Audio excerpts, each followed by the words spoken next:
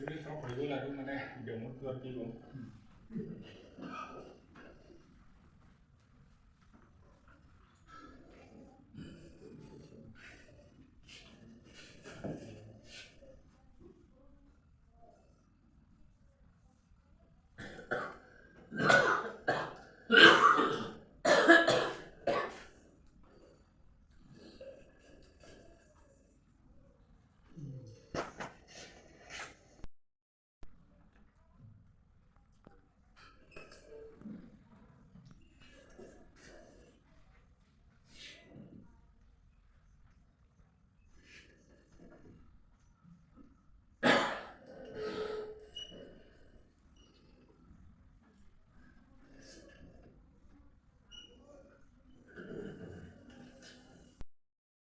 মৰমৰ ছাত্ৰ-ছাত্ৰীসকল তোমালোকে মোবাইল চাইছানে মোবাইল নিশ্চয় ঘৰত সকলোৰে ঘৰত মোবাইল আছে মোবাইলেৰে কি কৰে নিশ্চয় তোমালোকে সবে ভালকে জানা মোবাইলেৰে আমি ফোনত কথা পাতো মেছেজ দিও মানে এজনৰ মনৰ ভাৱ আন এজনৰ লগত আমি শেয়াৰ কৰো আদান প্ৰদান কৰো কিছুমান গেমো খেলিব পাৰি এই মোবাইলত তাৰমানে মূল কথাটো হ'ল মোবাইলেৰে আমি আনন্দ ল'ব পাৰো কেতিয়াবা নিজৰ মনৰ ভাৱ আন এজনৰ লগত দূৰত থকা যিকোনো এজন মানুহৰ লগত আমি নিজৰ মনৰ ভাৱ আদান প্ৰদান কৰিব পাৰো বিভিন্ন কাৰ্যালয়ত বিভিন্ন অফিচত আমি কম্পিউটাৰ ব্যৱহাৰ কৰো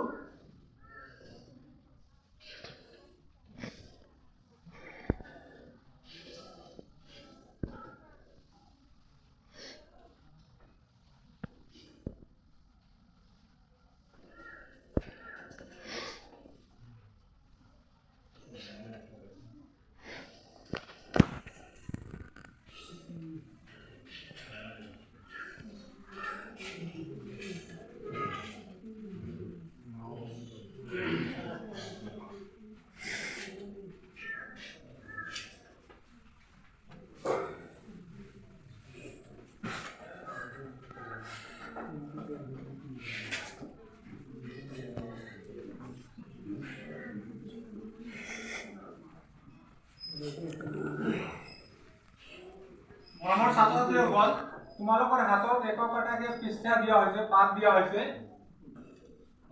যাৰ যাৰ হাতত এটা এটাকে পাঠ দিয়া হৈছে পাঠৰ ছবিটো কি চাই ধৰিব পাৰিছানে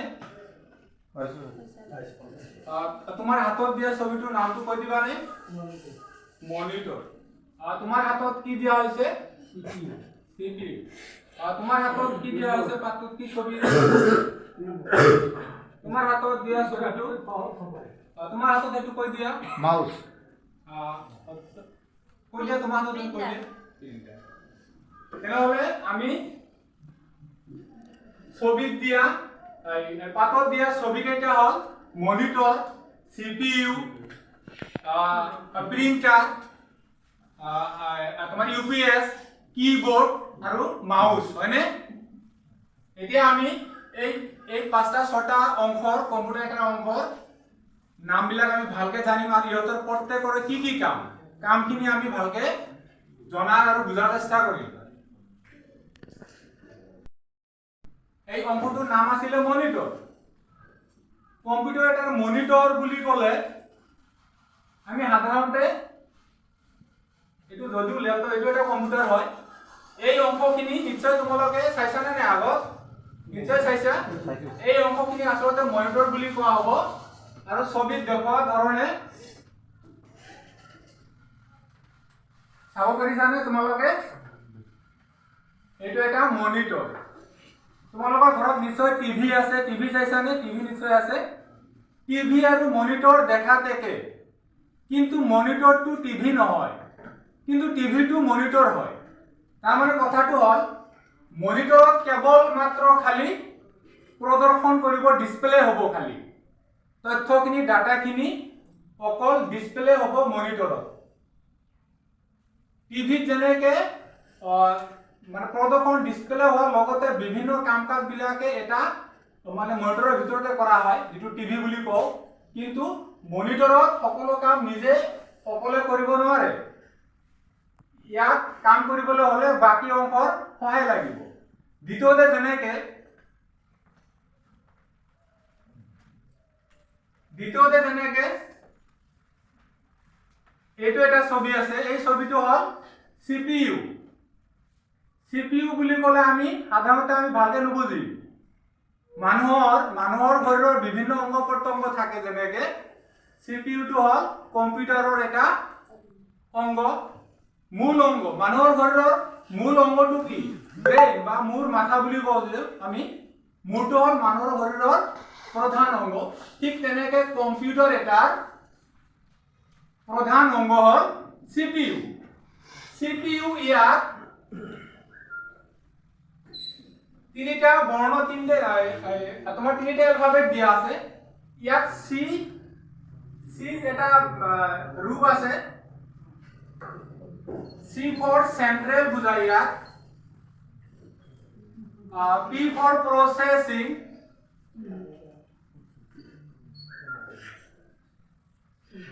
আৰু U for unit। CPU সম্পূৰ্ণ ৰূপটো হল সেন্ট্ৰেল প্ৰসেসিং ইউনিট। ইয়াৰ মূল কাম হল কম্পিউটাৰ এটাৰ ডাটাখিনি হি নিজে, মানে কম্পিউটাৰ এটাৰ A to Z সকলো কাম এই CPU এ কৰে। ডাটাখিনি সংগ্ৰহ কৰিব, তাৰ ভিতৰত আমি চোৱা ধৰণে যিখিনি কাম কৰিব লগা আছে কামখিনি কৰিব, আৰু ৰিজাল্ট হিচাপে আমাক এটা আউটকাম দিব, এটা ৰিজাল্ট দিব, ফলাফল দিব। এই ফলাফলটো আমি ব্যৱহাৰ কৰো বিভিন্ন কামত। আৰু লগতে ই মেমৰি সংৰক্ষণ, এই ৰিজাল্টটো এটা সংৰক্ষণ হিচাপেও ৰাখিব পাৰে। তাৰ পিছত আৰু এটা ছবি দিয়া হৈছিল,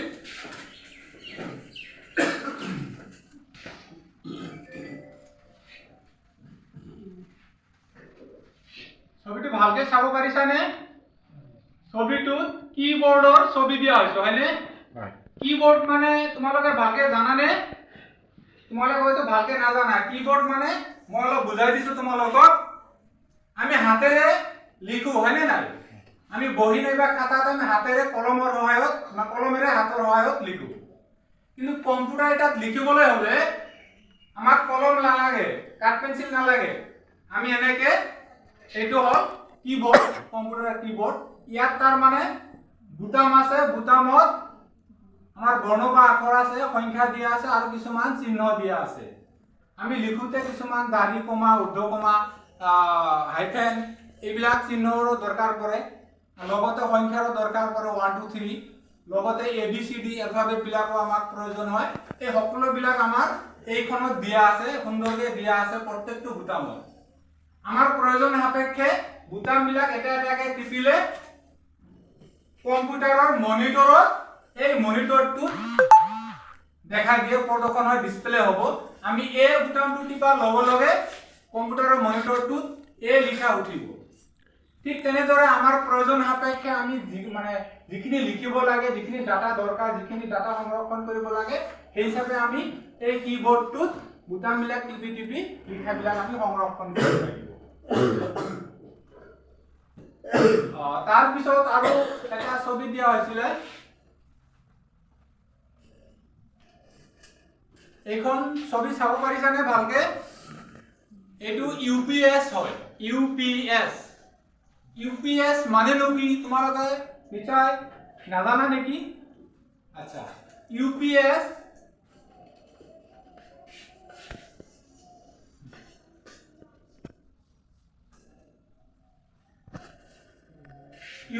ৰ ফুল ফৰ্ম হল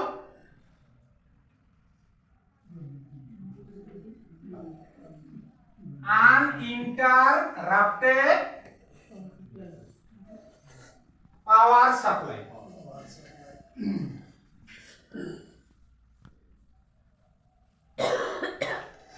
আমি তোমালোকে মানে ভালকে বুজাৰ কাৰণে আমি ইয়াক সহজ ভাষাত যদি বেটাৰী বুলিও কওঁ, বেটাৰী ক'লে নিশ্চয় ভালকে বুজি পোৱা।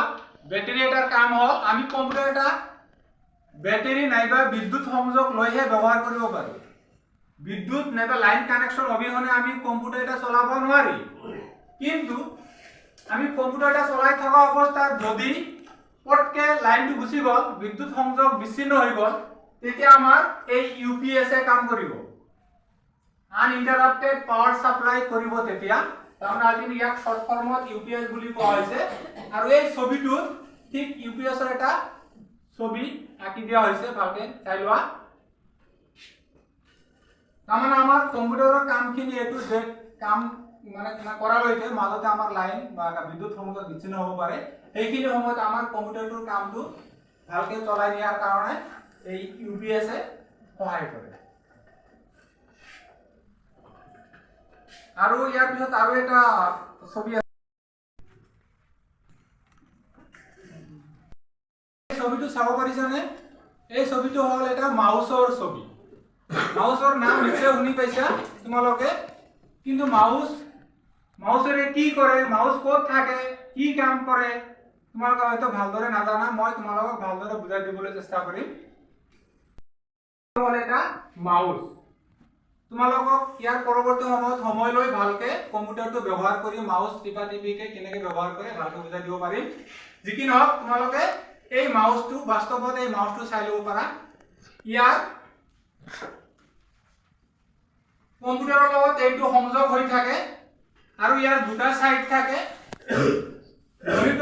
কম্পিউটাৰৰ মনিটৰত বহুত তথ্য থাকে, একেলগে বহুকেইটা তথ্য আহি পৰে। বহুকেইটা তথ্যৰ মাজৰ পৰা যিকোনো এটা নিৰ্দিষ্ট তথ্য আমাক বাছনি কৰিবলৈ এই মাউচৰ দৰকাৰ হয়, প্ৰয়োজন হয়। আমি গোটেইকেইটা কামটো একেলগে কৰিব নোৱাৰি। কম্পিউটাৰ এটা যেহেতু বহুত তথ্য একেলগে আহি যায়, তাৰ পৰা নিৰ্দিষ্ট এটা ডাটা বা তথ্য আমি মাউচেৰে ক্লিক কৰি বাছনি কৰি লাহে লাহে সেই হিচাপে আমি কামবিলাক আগবাঢ়ি লৈ গৈ থাকো। নিশ্চয় তোমালোকে ভালদৰে বুজি পাইছা।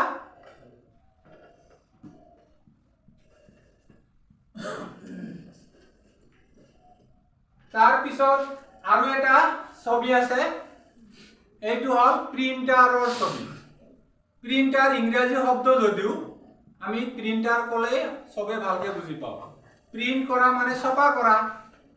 কম্পিউটাৰৰ লিখাখিনি আমি ছপা কৰি উলিওৱা যিখন মেচিন, সেই মেচিনটোক আমি প্ৰিন্টাৰ মেচিন বুলি জানো।